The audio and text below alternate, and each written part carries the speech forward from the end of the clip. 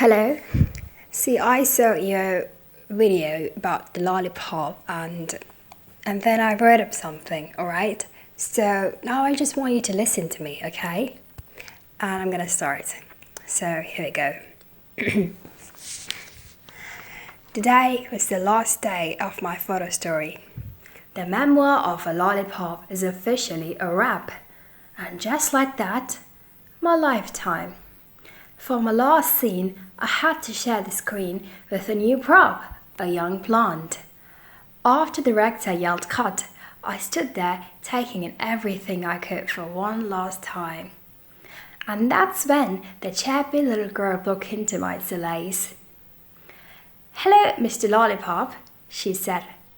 "Is it true that you were a perfect orange sphere when you were a baby and started acting as a prop?" She was right. Now here I stood, almost unrecognizable, as a lean white plastic stick. "Yep, that's me," I smiled at her. "Is this your first time acting as a prop?" I asked. "Yes, sir, this is my first photo story ever." She was beaming with excitement. And then she told me it was an honor to be working with me.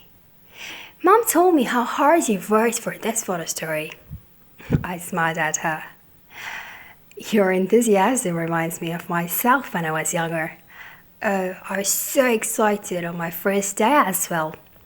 But now when I look back, I often wonder, will people like it? What do you think? Do you think it's an insignificant story?" I seamlessly shot my worries into her young little mind. Nevertheless, without a moment of thought, she replied excitedly, I love this photo story, and my mum does it too. I know this because I see sparkles in her eyes and a smile on her face. The same smile I see every night before I fall asleep. Sorry for getting ahead of myself. I'm just excited to be talking with you." And then she looked me in my eye thoughtfully and said, "I think everyone would love the photographs, right? I honestly can't wonder why anyone would think the life story of a lollipop to be insignificant." "Well, kid," I explained, perhaps thoughtlessly, "for one's life to be of great significance and significant enough to be remembered, he needs to attain a certain level of excellence. It does not matter if you have given your entire life for a photo story or how well you tell it, because in the end, your story will be lost in time. I dedicated my entire life to tell this story, yet I always wonder what will happen to it once I'm gone." I don't think I was speaking to the girl anymore, but I thought I had shaken her. She couldn't possibly comprehend my mind's crisis or what it meant. But then she shook me. "But I tell stories because I like to tell stories," she spoke softly, and then she let out a lively chuckle. "I tell stories to make Mum smile. I tell Mum the same story about a lollipop jar every night. She smiles when she listens to it, and then she forgets the whole thing.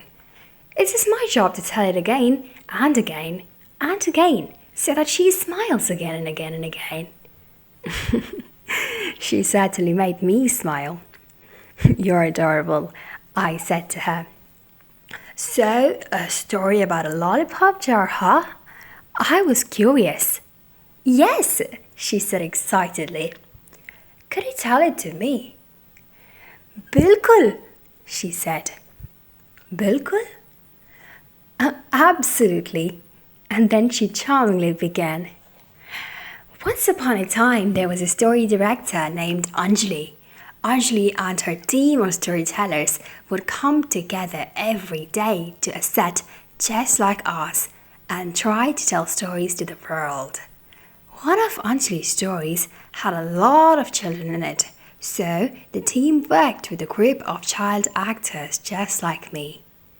But one day, when Anjali walked into her set, she noticed something curious. a child with an unhappy face. Without a second thought, Anjali rushed to a nearby shop and asked for a few lollipops.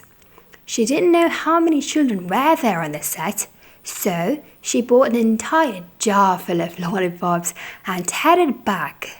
As soon as the kids saw a jar full of lollipops, they were overjoyed. They came running excitedly and took the jar Anjali gave them and started sharing it among themselves.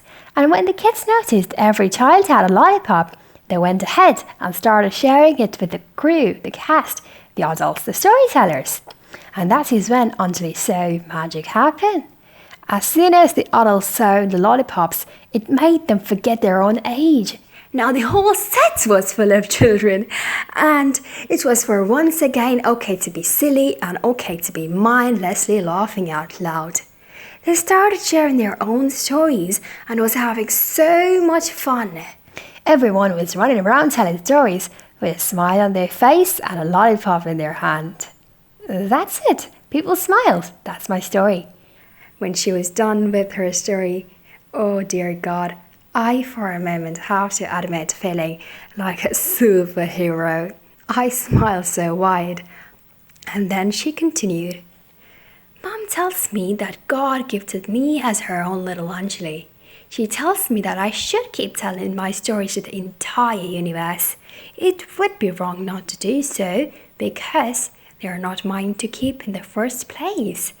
It is the universe that gave them to me, and I should keep giving it back. But she thoughtfully stopped. And then she looked me in the eye and asked, Mom has never told me about insignificant stories. Would you tell me what would make a story insignificant?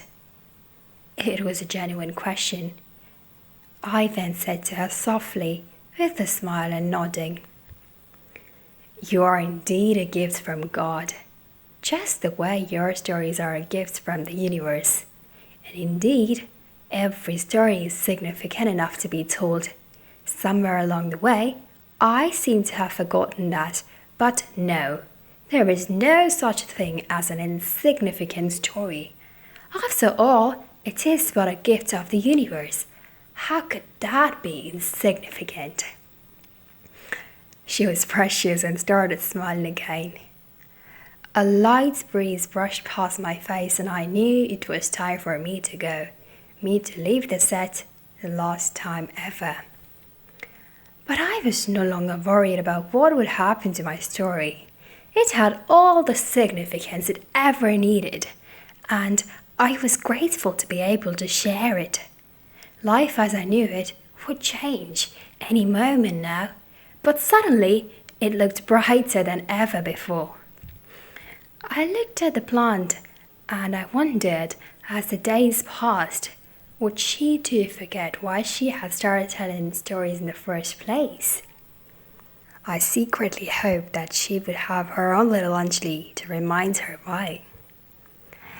The chirpy plant once again broke into my thoughts when she asked, Will you forget my story like Mum does too? Then I smiled at her and said, Bilkul.